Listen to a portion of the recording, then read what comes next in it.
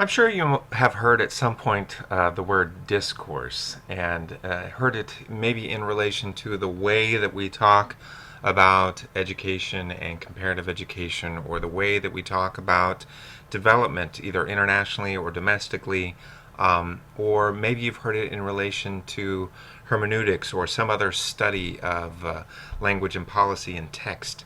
But the idea of discourse is really a rather straightforward one. But I do want to talk about it because the discourse of development is going to be important for us as we move forward in this class. And it'll be important for us to understand not only the terminology that we're using, but to understand the meaning and the value and the ideas or ideologies that are attached to international educational development. So we're still looking at Colette Chabot's book, Constructing Education for Development. And on page 34, she gives us a good place to start when she says that discourse in this context refers to the special terminology and language used to create identities, define structures, and explain behavior in a special domain. All right, so we want to make sure that we understand that discourse is special terminology and language used to create identities, define structures, and explain behavior in a special domain. She goes on to say that studying discourse is important because in trying to express abstract concepts, people construct words and phrases that once externalized take on an outward objectivity, a reality that causes them to forget the origins of these concepts. Aha. People construct words and phrases that once externalized take on an objectivity or reality that causes them to forget the origins.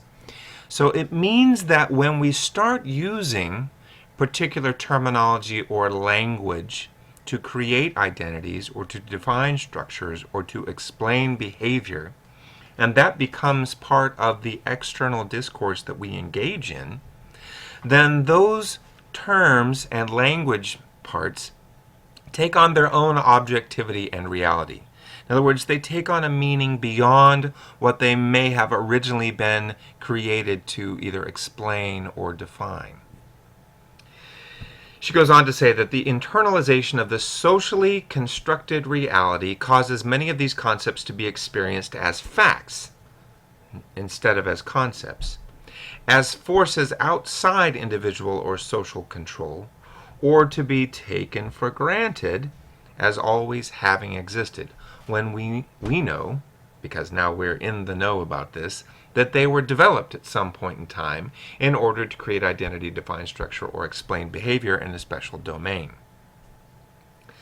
She goes on to say that, in other words, discourse is one of the ways in which identities, structures, and behavior become institutionalized. All right.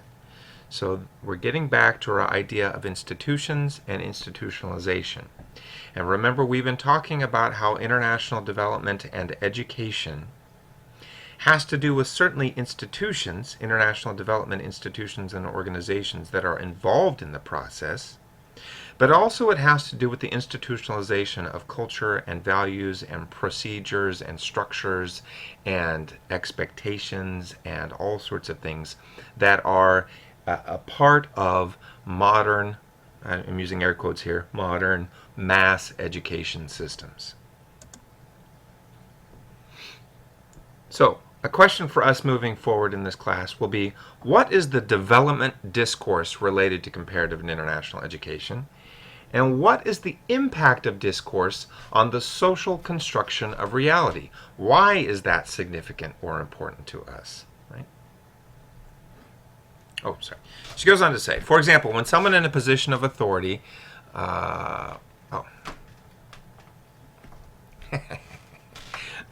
this is when you have to say, knock knock, Alex.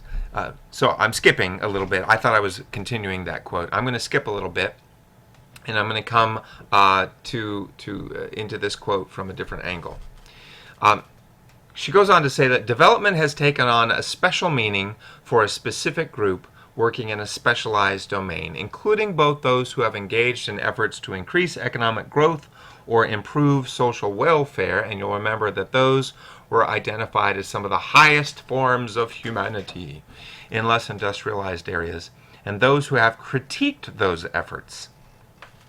So we've got those who are really all in. They believe in the development discourse. And then we have those who are more critical and are critiquing the development discourse and the ways that it's being implemented. For the former, development is ideally objective, scientific, progressive, and politically neutral. For the latter, ideology, interest, and politics permeate all aspects of a development enterprise. All right? So she's saying there's the former and there's the latter. For the former, it's objective, it's scientific, it's progressive, and it's politically neutral. Pro. For the latter, more critical people, we've got ideology, interest, and politics. Ideology, interest, and politics that permeate everything. Now, I think our goal here is to find the fuzzy space in between. What does this space look like? Where we may not be complete cynics because we understand that there are some good things that can come out of development activities. Maybe not all things are good. Maybe some things are horrific and bad. But some things actually do have some sort of a positive benefit to the people who are involved in the implementation side. But we're not all, wearing rose-colored glasses thinking that this is exactly right, that everything that a development organization does is working well. We understand that ideologies and specific interests and agendas and politics are part of the whole development enterprise, as she says. And what she does is she wants to contrast these two with an institutionalist approach. And this may be where we can start to think about the fuzzy area. She says the institutionalist approach adopted here explores some striking aspects of international development that do not lend themselves either to technical or to interest-driven explanations. Right? These would be more technical, these would be more interest-driven. These are going to be maybe somewhere in between. All right, so let me erase my marks so we can look at the actual questions. What is development in international comparative education? We already know that we want to ask that. Is development really dichotomized into politically neutral idealists and critics of interest-driven agendas, or is there something more or less? Colette Chabot is suggesting there's something more. Now, how did the development discourse really come about? So Chabot takes a very sort of beginning approach to thinking about how the international development discourse came about.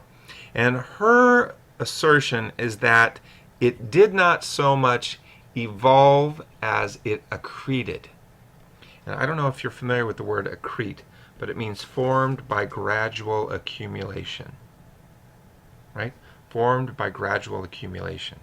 So her idea, I should erase my marks again, is that the international development discourse accreted. It gradually accumulated. And her point is that old ideas didn't go away entirely as new ones were added on top, creating an amalgam of good and not so good ideas, none of them fully implemented. And she says that this happened beginning in 1945.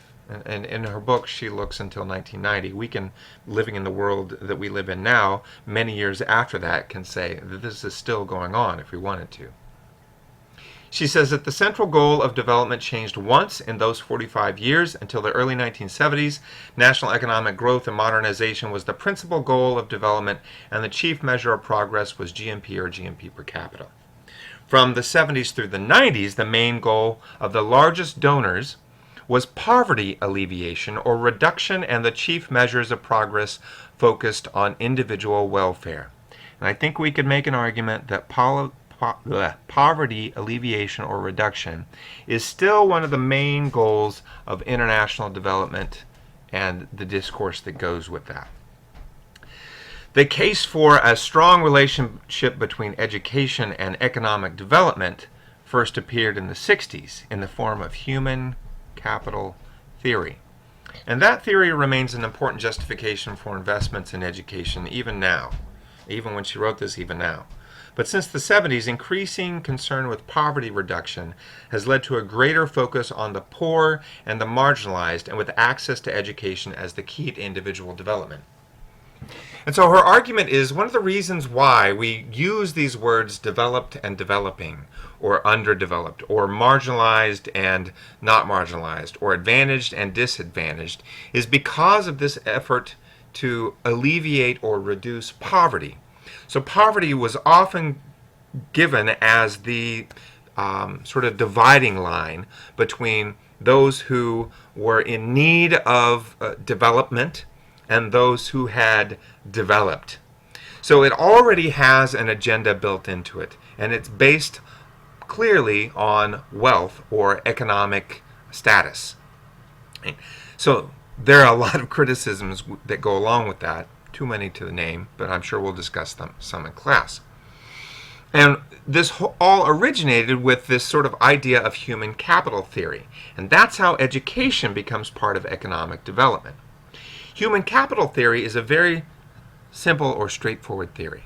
The idea is that capital, that's financial or monetary value, can be accumulated in humans. And the way that it does that is we can exchange what we know and what we can do for some sort of remuneration, for money, right? So if I am educated enough that I understand certain things or can do certain things, I can exchange my knowledge and skills for a salary or an income. That is the backbone of human capital theory. But because it is an economic theory, it has an investment component as well. Right? And this is why investments in education are mentioned. We invest in education either at the national level or the individual level with the expectation that there will be some sort of financial or monetary return on that investment. Right? And this is the way that a lot of international development organizations began to think about education. They were linking education and economic development because of the rise of human capital theory, and they were talking about it in the first place because of the shift in focus towards poverty alleviation or reduction. So what does Chabot mean that international development discourse has accreted, formed by gradual accumulation? And what are the implications of that? And what big discourse change took place in the 1970s? And if discourse accretes, then how is this change in development discourse really a change at all? Maybe it's just, maybe it is more an evolution, or it's an accretion until it becomes an evolution, or maybe we don't care. I think these are important ideas to discuss, though, when we talk about the development of discourse in international education in particular. And it gives us a great way to start thinking about how the poverty alleviation or reduction focus of a lot of development work has an education component because of this emphasis on human capital and its development through formal mass education systems.